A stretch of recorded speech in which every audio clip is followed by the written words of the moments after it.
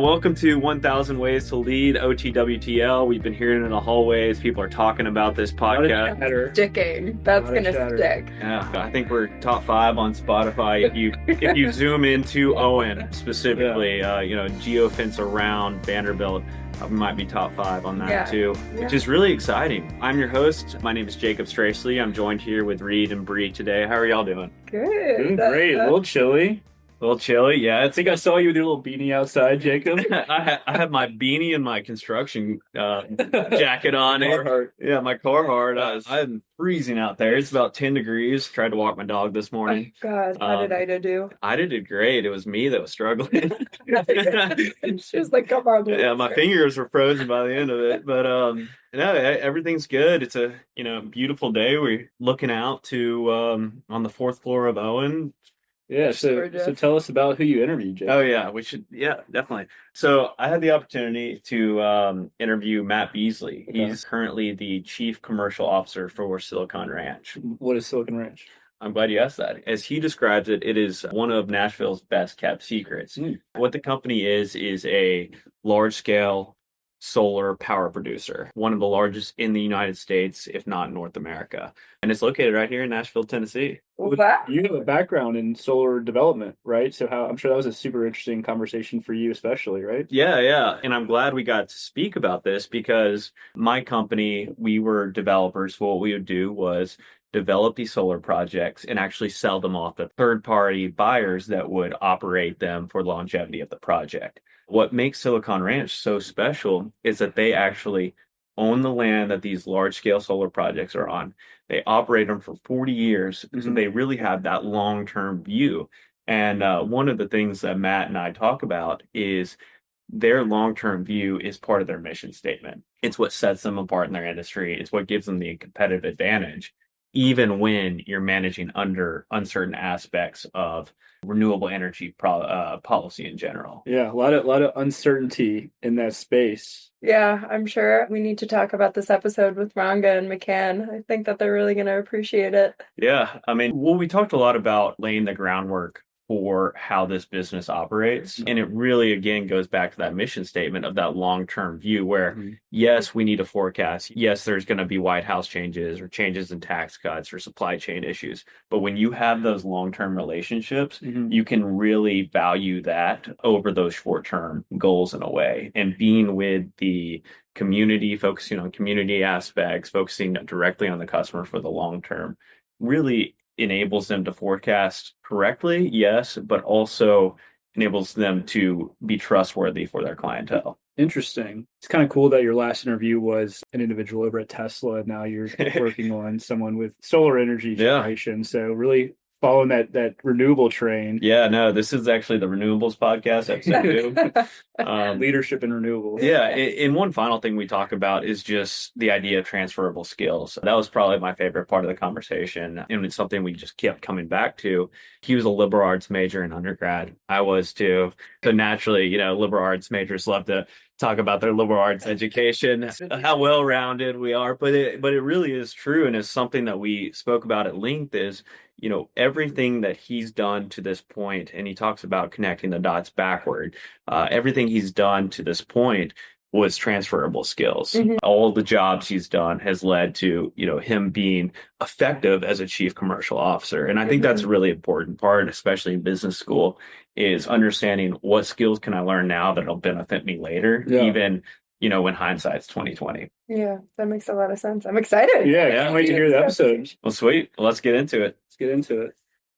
Matt, again, thank you for coming. We really appreciate it. Like you said, Thursdays are as crazy as any other day of the week. So, as part of this Owen Leadership Podcast, 1000 Ways to Lead, we appreciate your time coming out and spending 30, 45 minutes with us. So I just want to get started and ask you about your career. You currently serve as a Chief Commercial Officer for Silicon Ranch, which is one of the largest solar producers in the United States, if not North America, I believe. So just to get started, tell me about that path. I'm curious to hear how you got to where you are and where you came from. Well, Jacob, first of all, thanks for having me on. I'm a big fan of this initiative that you all are doing at Owen. And Owen was a formative time in my life and in my career, and pleased to participate in this forum. As you said, I'm the Chief Commercial Officer at Silicon Ranch Corporation. We are a Nashville-based independent power producer. So our company develops, designs, funds, builds, owns, and operates and maintains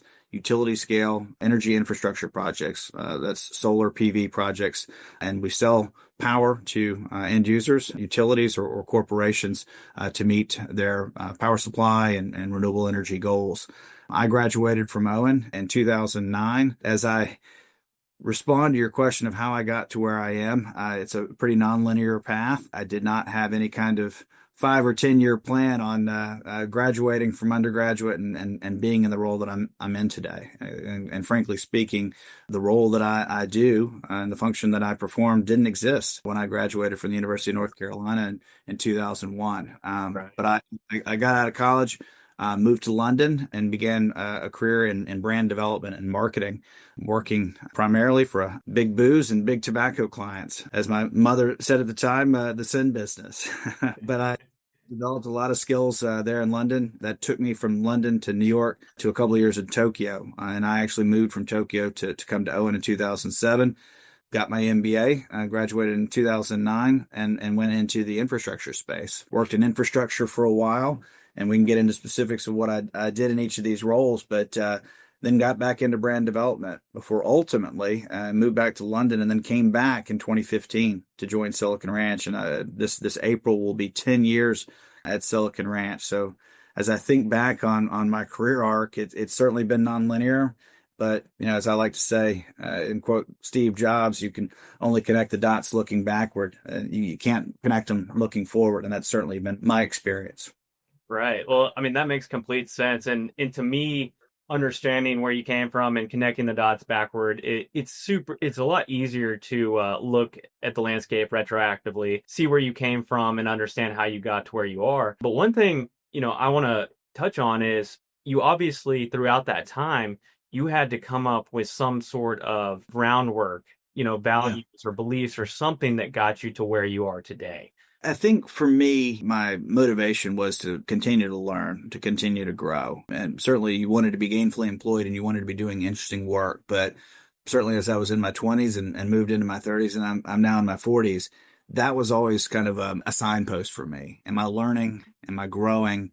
Functionally, am I developing skills that are going to benefit me later on? And I think as I kind of made decisions at certain mile markers in my career, it really was, is this going to benefit me in terms of giving me an opportunity to grow and to develop as a person and as a professional? And, as I sit here 25 plus years into my career and I think back on it, understanding that experience, even if it's not in the same functional role or even if it's not in the same industry or even close to it, the transferability of experience and skills has benefited me as I've moved through my journey. Yeah, and that kind of gets to the part of influence and who has been there along the way, to help lay those frameworks, to help develop that groundwork for you to get to where you are.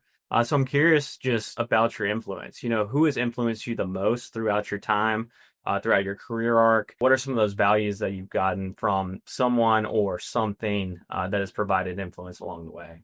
Yeah, I think it was instilled in me at a very early age, a certain set of values that have really carried me through life and through my career. I'm fortunate to be able to call both my parents mentors and influences in how I have developed as a person. My mom really was the guiding force in our family and in my life. And I think when you and I visited earlier, I told you about a letter that she wrote me when I left for London for that very first job, and some of the advice that she gave me in terms of, I would sum it in the line that she said that the journey is the point. And that really, I think I came back to some of that advice as I made decisions in my career on that's really what it's about. Keep moving, keep learning. The journey is the point. And then I had a father who started his own business at the age of 40, following a nonlinear path of his own, from the military to law to politics, and then ultimately into business. And,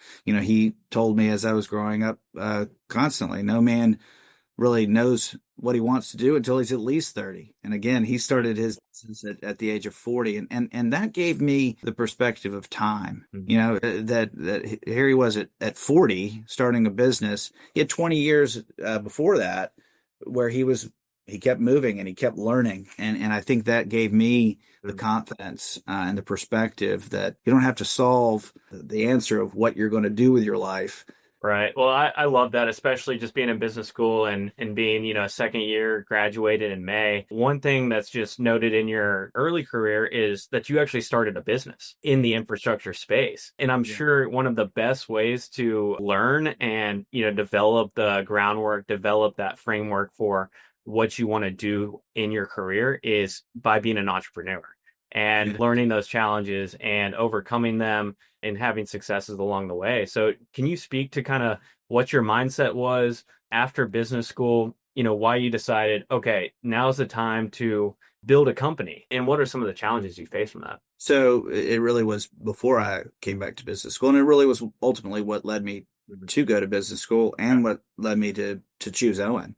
As I said, I was the son of an entrepreneur, and he had a law degree from Vanderbilt. Actually, he had gone to West Point and then did time in the Army, and then got a law degree at Vanderbilt. He always said he wished he had an MBA. And growing up in that environment, I always aspired to do something entrepreneurial. I didn't do that straight out of the gate. As I graduated from North Carolina, I moved to London to get into the brand development space, but that was really just to begin a career. I knew I always wanted to go back. And in fact, at North Carolina, I majored in English and minored in Spanish. I started off as a business major, and I had my advisor in the honors program said, there's a myth to the major in undergraduate studies. Study what you enjoy, get a well-rounded education. You don't have to major in business to be a business person.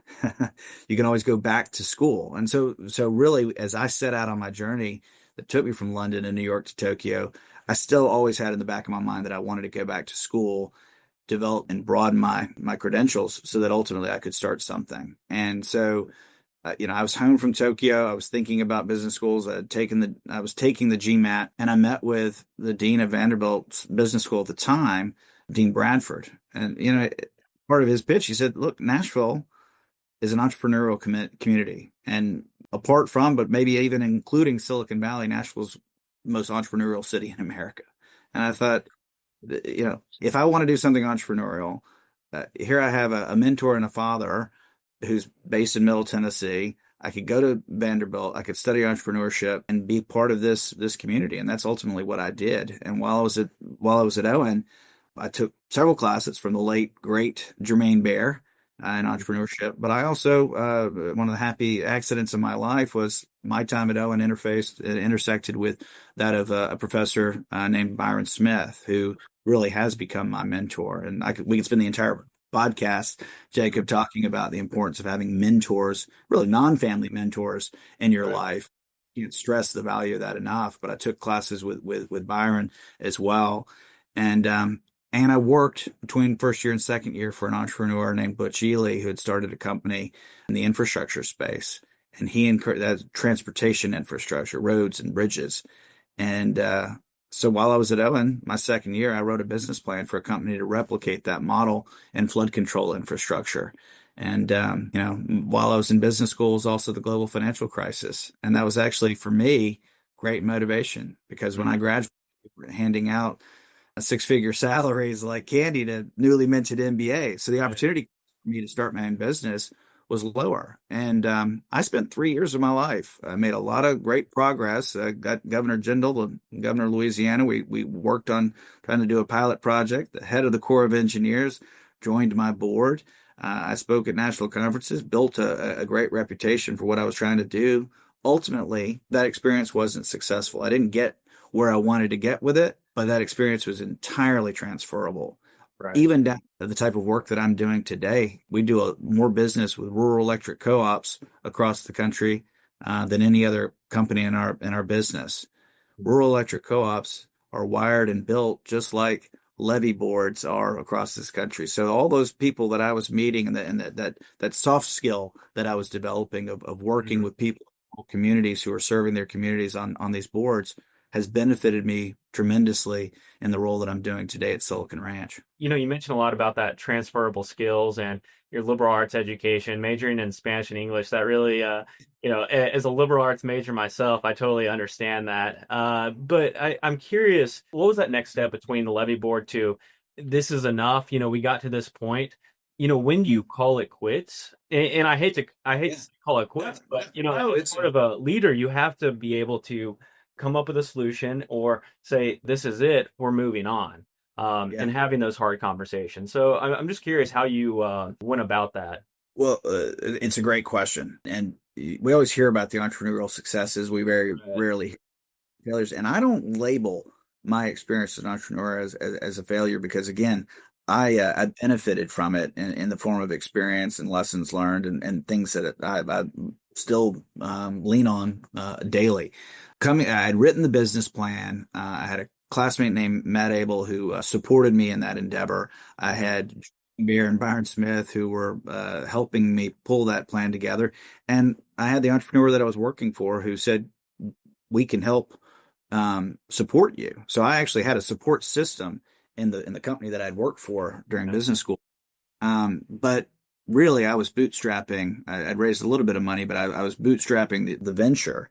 And every 6 months, it seemed I would hit a wall and then a window would open, as they say, and somebody would invite me to come look at their system and other opportunities would continue to present themselves. That didn't go away. And that's why I stayed motivated. That's why I kept making the progress that I was doing in places like Louisiana to get this business started. But ultimately, it came down to a personal decision, Jacob. I was getting married. And literally, that's when I decided, you know what, I could bootstrap this and continue to fight the good fight, as they say, when it's just me, but I'm about to start a family and maybe it's time for me to hit pause. And I hit pause. I actually kept the LLC going. I continued to file every year for a few years. I went back to work for the infrastructure company, but ultimately after working for them and had great success there, my wife and I decided, again, on a personal decision, I had an opportunity to come back and be a global brand director in London. I'd given that business up when I came back to ON. Said I'd never get back into it, but I got a call from former client and former head of the agency.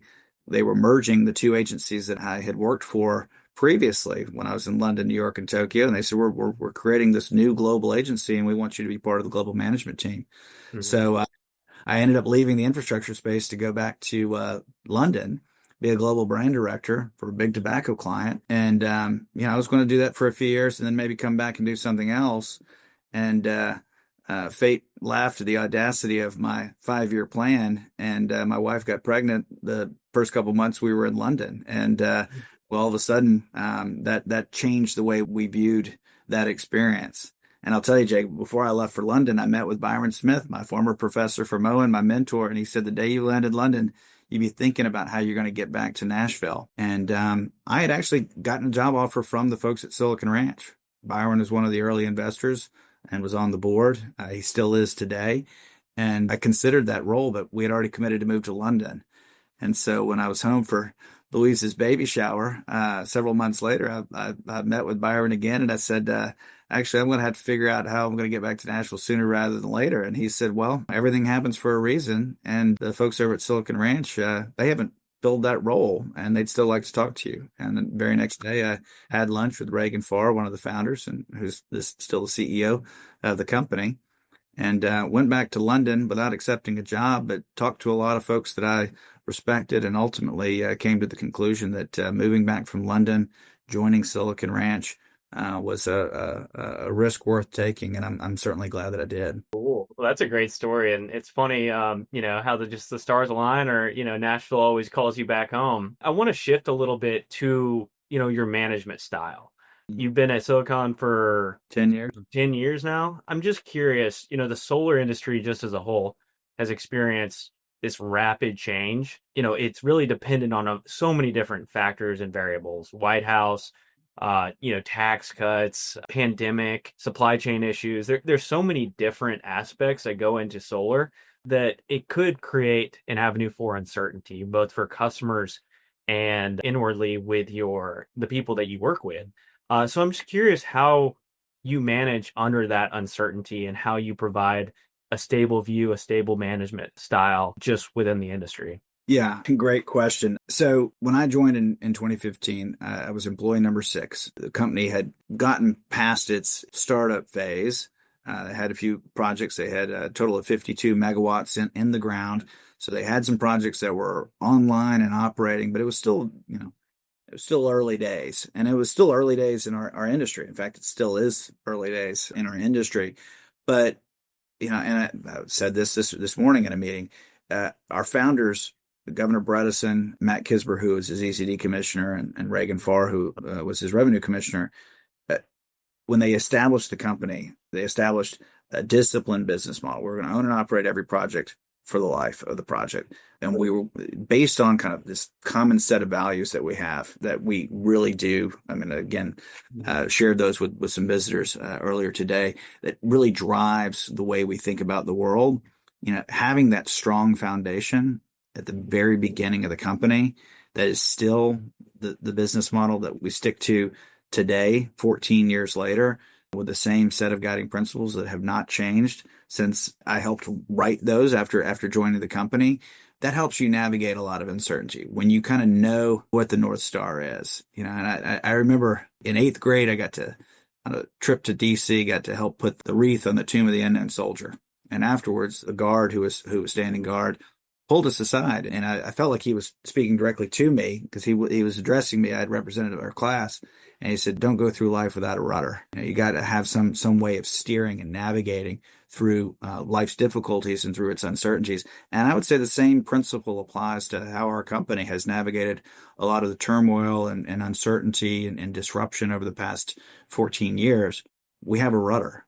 We have a disciplined business model, and we have a set of guiding principles, and that's really. It's a rapidly growing industry, but it's still relatively immature. And there have been a lot of companies that have come and gone. And I think the way in which part of our success and how we have grown from an idea in a part of the country that had no solar to speak of at all to become one of the top independent power producers in North America is because we had those guiding principles and we've stuck to them. And if I'm remembering correctly, since you'll also own the arrays as opposed to sell them off to third parties, you have the ability to think longer term. You're focusing on your customers for that longer term. Would you say that's part of your, competitive advantage? 100%. Even when our founders were writing the business plan, some of the advice they got was to do what virtually every other company in the space does. Be a developer. Develop projects, sell assets or portfolios, take that money and invest it. They said, no, we want to be part of these projects. And we've never sold a project. We don't intend it.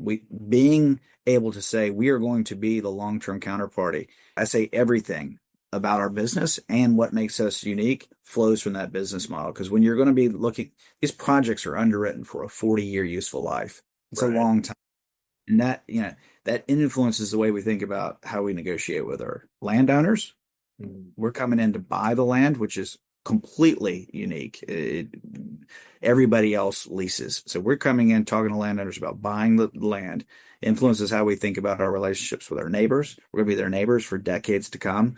How local community officials, other stakeholders, our customers, our strategic supply partners, taking that long-term view has enabled us to think differently, to borrow a famous phrase in marketing. Right.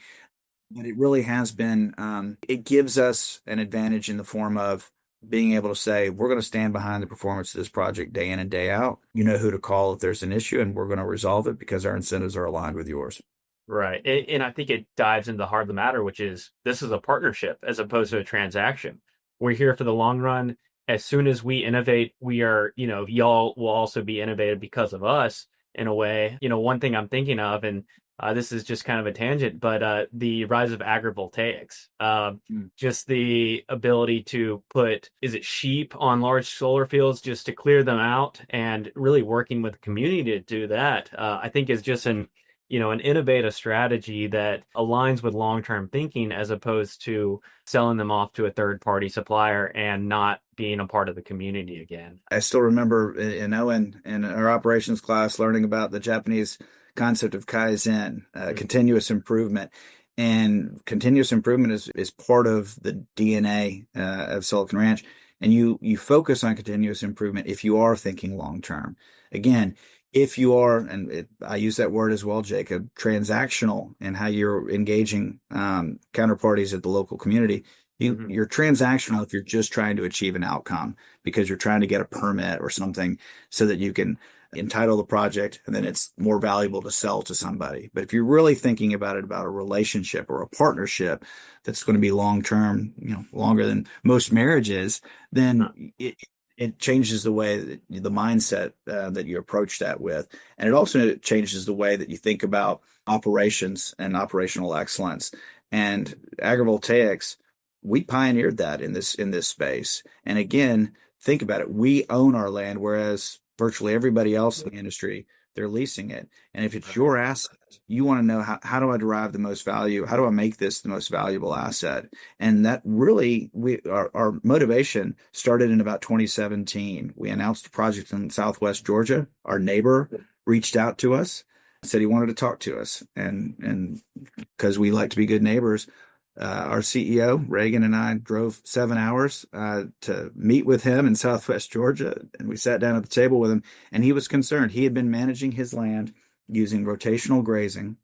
He was one of the world's foremost practitioners of what is known as regenerative agriculture, and he had been using animals to improve soil health and other attributes. And actually, he had sequestered more carbon in the soil, and he had measured this than was emitted by the methane that we hear so much about from his 1,000 head of cattle. And he was concerned about how our land management practices, spraying and mowing, would impact the neighboring tract. And we ended up spending days with him and invested that time to learn about what he does and how he does it and why it matters. And we left there with a handshake deal that we would work together and he could help us manage our neighboring site. But rather than viewing that as just a one-off transaction, we came back and we said, how do we do this everywhere? How do we apply that principle of continuous improvement to do something better? And I'm really proud of what we've accomplished over the last 7 years, where we actually have the world's largest agrivoltaics program in place. Today, as we speak, I've got 2 Silicon Ranch colleagues at the American Sheep Industry's annual meeting, sharing best practice and thought leadership with a sector of the ag community that has embraced us as its own. And I think, we have a line that we say, tagline, make solar do more. And so when you think about a single piece of property that's not only, generating significant capital investment and tax revenues for rural communities and generating clean, renewable electrons for our customers, but we're also putting that land in agricultural production, sequestering carbon in the soil, promoting biodiversity, recharging aquifers. I mean, there's so many other pieces of that multiple value that we can derive from the same piece of property. That's something we're quite proud of. It's interesting to me how your mission statement and values from the onset of the company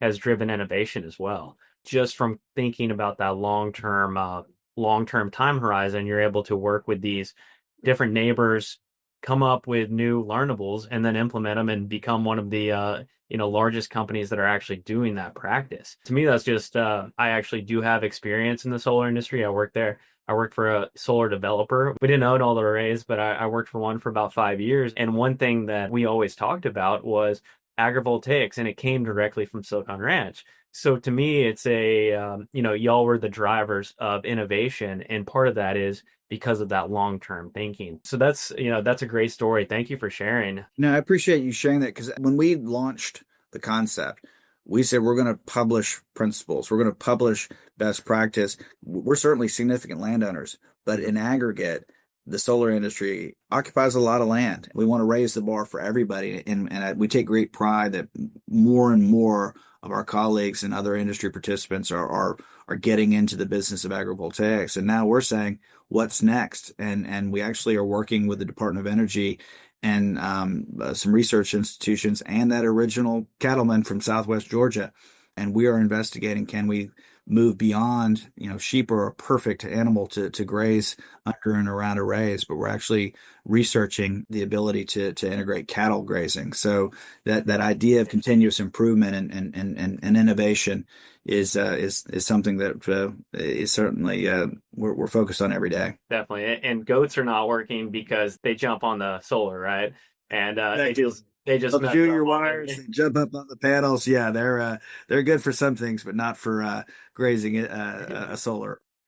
That's great. Okay, well, I want to shift back to your mom's letter. I just think that is such a great value to live by, and something that you have come back to time and time again.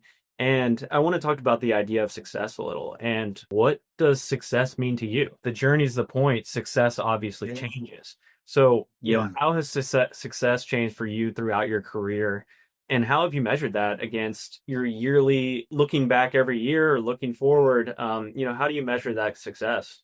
Yeah, I think that's one of those, Jacob, that you also kind of learn from as you reflect back. You never in the moment, the maelstrom of the day-to-day responsibilities that we carry as professionals in our careers, of thinking, how am I defining success? Now, certainly in business, you have your key performance indicators that you measure and you determine, did I meet my goal? And that's very important, and something that we celebrated at the end of 2024 as a company for achieving certain KPIs. But I think back, and the story behind that letter, it really has helped light my path over the years. I left for London to an uncertain future after graduating from North Carolina, to a job that I wasn't even sure was going to be a permanent job. It started off as a glorified internship that led to a full-time job.